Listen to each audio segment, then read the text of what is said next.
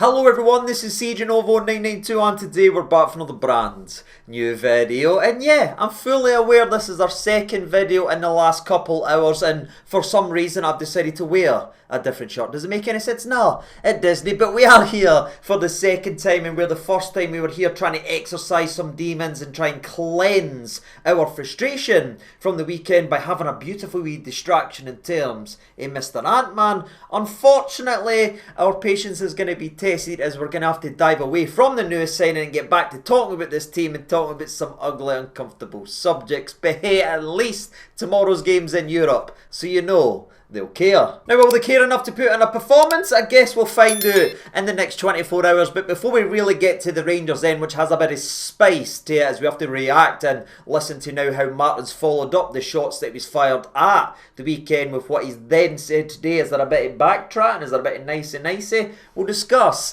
all that. But before we get to the Rangers perspective, as always, time to take a brief little vacation over to the Czech Republic today and have a little update and a look into tomorrow's dance partner, Viktoria Plzen, which, despite being the hardest of the two teams that we could have potentially faced in this round, wasn't always guaranteed, as Servette pushed them right to the very brink in a fiery encounter that saw 2 red cards given on the day, 1 to each team, and some late penalty drama. It was pushed to the limit and it could have went the other way. However, Viktoria Plzen just had enough just to overcome and grab that goal and grab their qualification to where they play us in the next 24 hours. But I can imagine the questions you're firing my way right now is, well, how are they actually playing? How do they look? Have they signed new players? Have they lost some big players? Let us know, CJ. Well, we're going to try and do that over the next couple of minutes, because if you look at this season, with it being so incredibly young, there's not too much to really sink our teeth into. I know there's some clickbait surface level crap fired out there about us playing the team that's 7th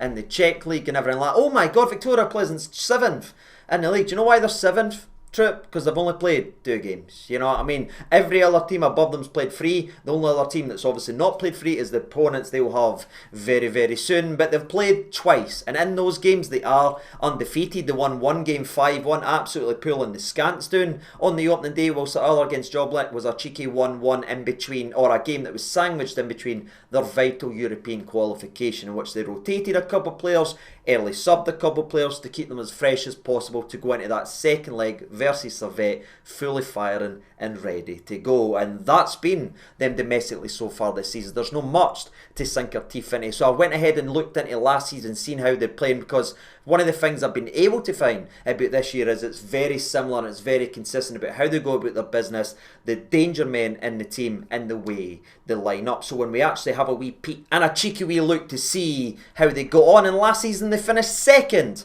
in the Czech League, which sounds a wee bit better when you talk about a team you're playing in the Champions League qualifier, and it was a 2nd place that they had to really fight for. Again, they were never really in a fight for the top spot. Slavia just ran away with it and just looked better than everybody, you know what I mean? They only lost twice all season long. They were deserved champions, but they were in a real scrap for second between them and Bank, between 2nd and 3rd. They could have flirted with that. So they finished 2nd when the original traditional league finished. Then they have basically the split for the last couple games of the season, the championship round, whatever people want to call it. And despite losing versus Bank, which looked like it was actually going to cost them 2nd place, they were able to come out there on fire and win the last game of the season 4-1 and manage to reclaim that 2nd spot and go ahead and solidify themselves as the 2nd best team in Czech football last year. And I don't know if you've caught it so far, but some of the wins we've pointed out have been absolute spankings at the hand of Viktoria Plzen, and if I'm honest with you, that's sort of who they are. You know what I mean? When it goes well, when it clicks, this is a team that's got goals in them. Do you know what we watched with Panathinaikos, how they create chances but they just couldn't score, and we talked about that in the preview, such a horrible goal difference, such a horrible amount of goals scored. Well, this is the exact opposite, as Viktoria scored 71 goals last season, right? We talked about Slavia running away and only losing twice and how well they played to win the league. Do you know how many they scored? 77. That's right, just 6 goals scored less, or the 6 goals was the difference maker. Now again, defensively they're not as strong as Slavia, and they never were as good as Slavia, but in terms of going forward and putting the ball in the back in it and having this guy score an X amount, this guy score an X amount, this guy all getting double digits pretty much entire front line, there is genuine danger when the circular object is hitting about the old feet and in there. But again, that's all domestically, and if there is one fan base on this planet that understands a team can perform one way domestically and then a different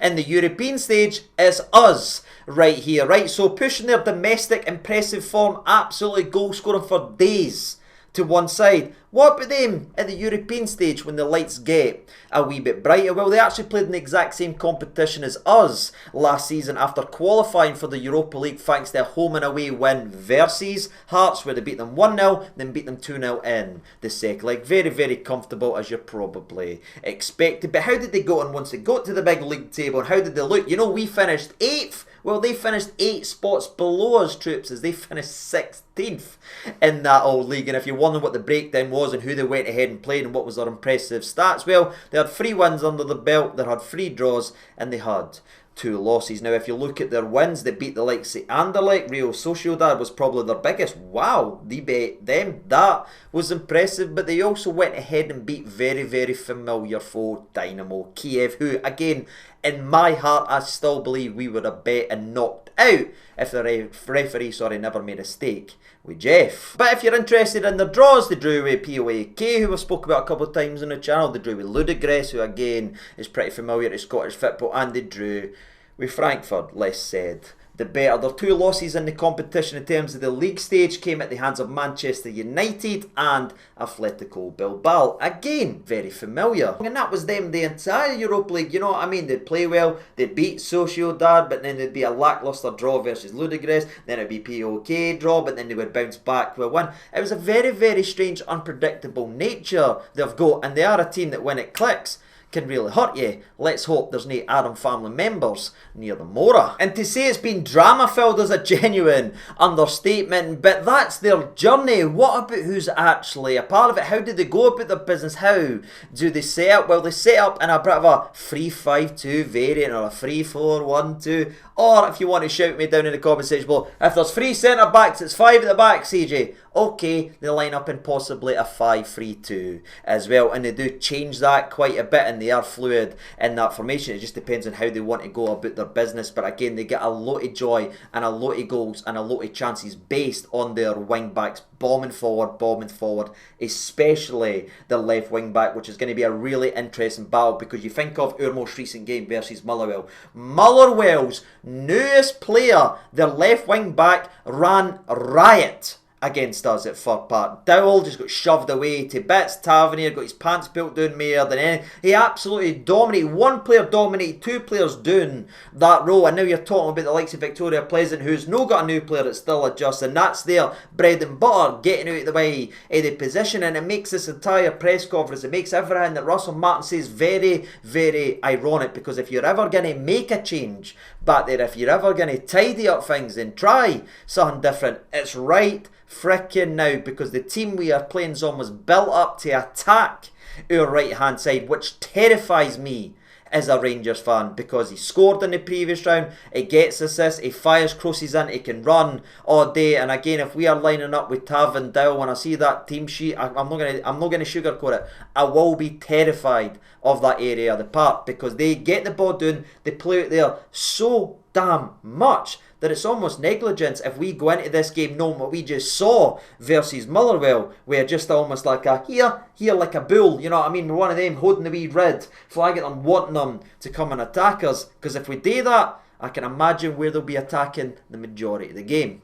It'll be the right hand side of Rangers. But I'm sure I've terrified enough of yous so far to move away from the wing back area, especially the left wing back. I'm going to talk about someone that's very, very familiar, or it should be familiar to a lot of people that pay attention to any English football over the last 5-6 years, possibly, maybe slightly longer than that. And that is Big Vidra. Do you remember him that played for Watford and he played for Burnley, and maybe his career sort of fizzled out towards the end of his English reign, but he's returned back home now, and to say this man's been a success at leading the line over there is a drastic understatement. This man basically averaged a goal or assist every 2 games last season, and this season he's been absolutely outstanding. In the 4 games he's played, he has 4 goals to his belt And aye, he's wearing the armband right now, and he's certainly carrying the weight of that. You know what I mean? He does still play up front. He's still got the pace, if you remember. I'm talking not as fast as he used to be, as I believe he's now 33 years old, but he's constantly moving left to right. He wants to get in behind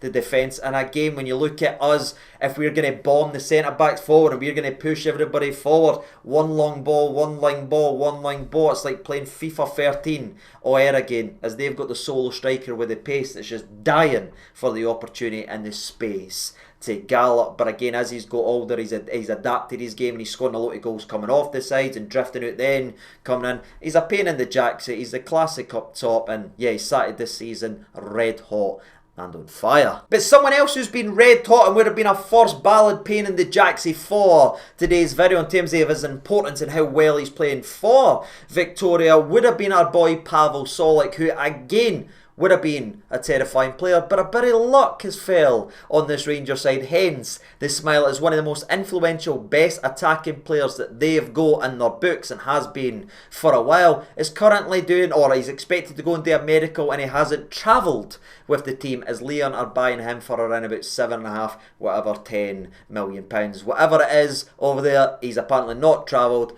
and he's not gone because he is getting sold. And to say that's a boost to this Rangers team that again couldn't track an order on Just Eat, especially from runners in midfield, it's definitely a big one. And if I'm honest with you, that's pretty much all I've really got to say against Viktoria Plzen. Again, they are an impressive side when it goes right. They are a team that's built to score goals. Again, they've got double-digit goals here, double-digit goals here. They've got guys that can step up and put the ball into the back of net. They do play attacking football. They love to get the ball out wide and really run in behind. But again, that should also play into the hands of giving us opportunities, as we're not playing a side that necessarily sits back and just defends for their life. They're a team that tries to go forward. There is a team that tries to score goals, and they are a team that has a lot of shots per game, so it's going to set up to be a very, very interesting encounter. But again, their strengths have arguably been our weaknesses so far this season, and it opens some scary, scary possibilities that the more you think, the more the arse clenches. So aye, it is going to be an interesting test, and I'm very, very excited to see how Russell Martin lines up. Excited might not be the best word, terrified might be the other, but that's it in terms of the Czech side. Impressive, aye, but again, if we can't beat the likes of Viktoria Plzen, do we belong in the Champions League? No. So there's a question for every single player that's walking out in the dressing room. Do you want to play in the Champions League? Aye, we'll go and beat them tomorrow. And that's all I've got to say, is it's time to get over to the Rangers end. And as we alluded to several times in terms of the oppositional preview, it's maybe fate the way they go about their business, considering how we just played at Fir Park, and obviously the fire in the booth that Russell Martin went ahead and said, calling out egos, calling out guys not sticking to the plan, calling out body language, calling out finger pointing, and calling out self-preservation. Our most glaring weaknesses so far, again, should mesh very well, unfortunately, for tomorrow's opposition. So does that give Russell Martin that mere added fuel if he's went ahead and looked at this and seen how they went about their business and how attacking they are doing the left wing back spot or deep midfield, whatever people want to say these days? Will he go ahead and pull the trigger and changing the personnel? Because if there's ever a game to put Max Aarons' pace at right back, troops, it is tomorrow. Now, I'm saying that knowing for damn sure that it's probably no gonna happen, but if it's no the right back spot, if that's no the change that we're making in this game of football, it must, and it must be the right wing spot. I cannot go into another game watching Kieran Dell be as lazy as he was at Fir Park and not track his man in that, because it'll completely leave Tavernier exposed with several people running directly at him, and we can't afford that if we want to continue this journey in to the Champions League. So if it's no Tav that he's willing to make, he's got to drop his favourite in terms of Dell. Now, of course, Ant-Man is in a race to be registered in time, and he's probably got some IKEA furniture that he needs to build to be able to play for his football club. But if he's good to go, he's done his pre-season, he's fit, he's ready to go, I'd pull the trigger and I'd put Ant-Man in the Mora, troops. And if that is not what something that Russell Martin wants today, then you can maybe look at even playing Mikey Moore out there. We've just got to have someone doing that size that doesn't just play into their hands, that they can just sit men high and wide and just wait for them to get the ball. We've got to pin them back and have them gone back that way, which will allow us to overload the positions that Russell Martin clearly wants to attack and clearly wants to exploit. We just need someone down the right hand side, and that's what every single Rangers fan's been screaming for the last 3 days, hence why it's fate the opposition were playing. But where the right hand side of Rangers has been talked to death, probably me and you're bored of hearing the conversation now, I do want to move and talk about another player, troops, right? Because the right hand side will be what it'll be. We just need to keep it across that it's the right decision. But there's another player that I want to talk about, and it is our boy Nico Raskin, who's almost playing as a left wing back, left winger, babysitter, whatever role you want to go ahead and try and put on this lad, that's probably where he's been playing. And no matter what you want to label him as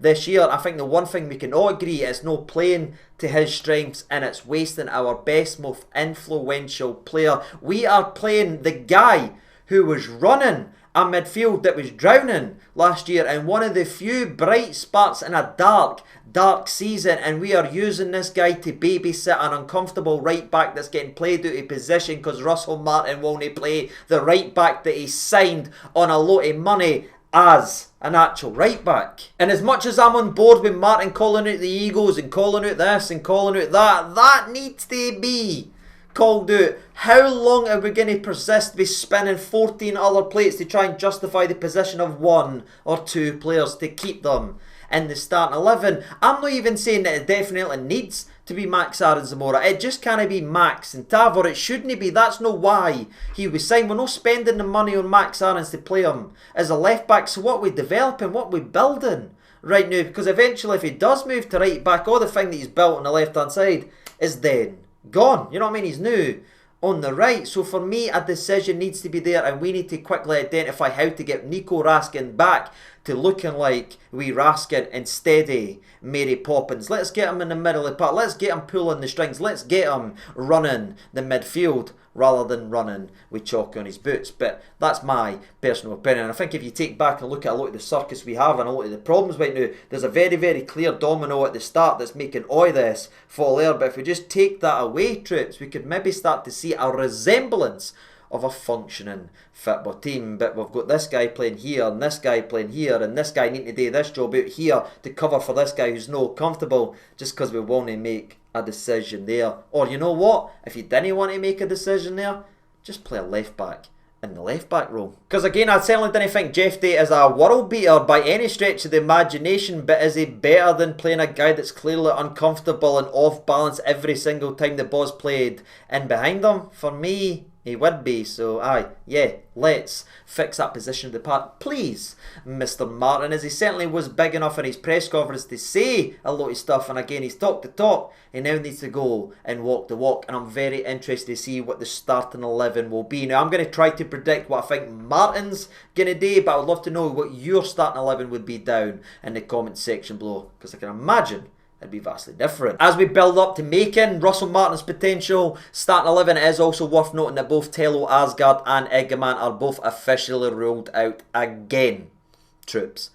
Asgard is ruled out after being touch and go 10 days ago for a friendly, has now went on to miss the next 4 frickin' games. You know what I mean? Touch and go, touch and go. Well, where did he go? Is he lost? Do I need to put his face on a milk carton? Where is Tello Asgard? Because this injury that's making him miss game after game after game was brushed off to be nothing weeks ago. So I didn't understand why we're not seeing him. It's very, very frustrating, but I've had many problems with the medical department at Rangers for many. Just tell us the truth. You know what I mean? Just tell us. I just think it's fucking guessing. You know what I mean? Put a bit of sawdust on that, he'll be ready in 2 days. He'll be ready. That's what it feels like. Because we get tell he's nearly there. He's nearly there. Nearly there. 4 games have passed and he's still not there. It's annoying, ladies and gentlemen. Egeman again's in a different situation where I feel like he will potentially be sold this summer. But again, at the same time, let's try and get him back in play. You know what I mean? Because if he's not sold yet, he's still a Rangers player. And he's a talented one at that. But moving my frustrations to one side, let's get to the starting 11 I believe Russell Martin's going to go ahead and pick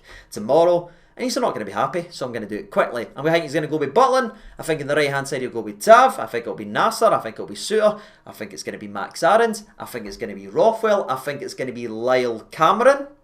I think Cameron's in there. I just feel like the wee dig that he made sure to point out how well Cameron played each and every time was a bit of a dig to Diomande, who might be one of the players he was calling out. And next to Diomande, I imagine it will be Raskin. Over on the left-hand side, I think he might revert back to Finlay Curtis because he didn't play him at all. Maybe he was saving him for the Champions League, so he might go with that. It'll be Danilo up top again, I think. And on the right-hand side, the big decision will be there. Is it going to be Moore? Is it going to be Ant-Man? Is it going to be Moore? Is it going to be Ant-Man?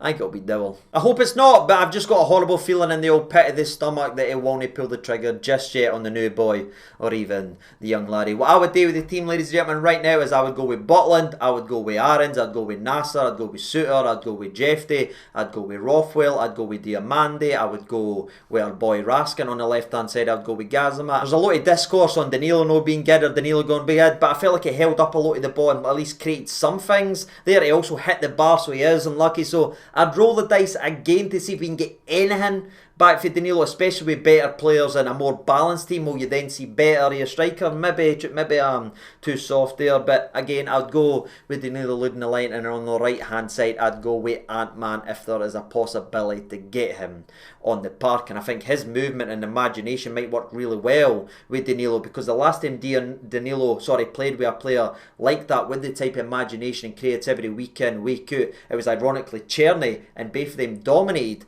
Dutch football. So now you're getting someone that's been dominating Dutch football in terms of our boy Ant-Man. Maybe that'll bring the anticipation live wire Danilo to life, because whatever we've been trying to do him, it's not great. But that's just what I think he'll do, and that's just what I would do right now, considering the players that we have fit and available. And a lot of question marks are around how fit Dessler's actually is as well, by the way. But we might rely on some CD magic. And honestly, the way the game is and the way they play at the back and the way I imagine they'll be going for it and giving us the odd space or no, it might be the day that CD announces himself so far this season. Truly, I mean that. But that's it, ladies and gentlemen, boys and girls. This is going to be the second video today. I'm going to try and upload this maybe at 10, 11 o'clock, because the second upload of video is going to kill the previous one. That happened with the Mikey Moore video. It happened with the league prediction video after I posted the preview video. So hopefully you have seen my previous video that we've uploaded today talking about Ant-Man. If you don't mind, if you haven't seen it, go ahead and check it out. But again, I imagine you've seen a lot of this face, so you might need a wee break, and you'll be seeing me tomorrow night as well. I'm going to be moving on. I'm going to have to start paying rent soon. You know what I mean? But that's us, done and dusted. Shout out to the legends that are signed up, as always, to the channel Legend memberships. Again, we will be doing a giveaway once we reach 100 members on there, just to give back to everyone that has been following up and signing up to there. Shout out to our boys over at the supporter range as well. That's far too kind as well. And to each and every single person who watches this guy, sometimes too many times a day. Now, you know what I mean? I uploaded 3 times yesterday or the day before, I knew twice a day. It's too much. It really, really is. But thank you so much for tuning in and finding each and every single video. We spend another day and another bit of time talking about the football. Hopefully we're all happy tomorrow night. That would be sensational, but it'll be another late one. I'll see you when I'll see you. I've been CJ over 92. Thank you so much for watching, and bye.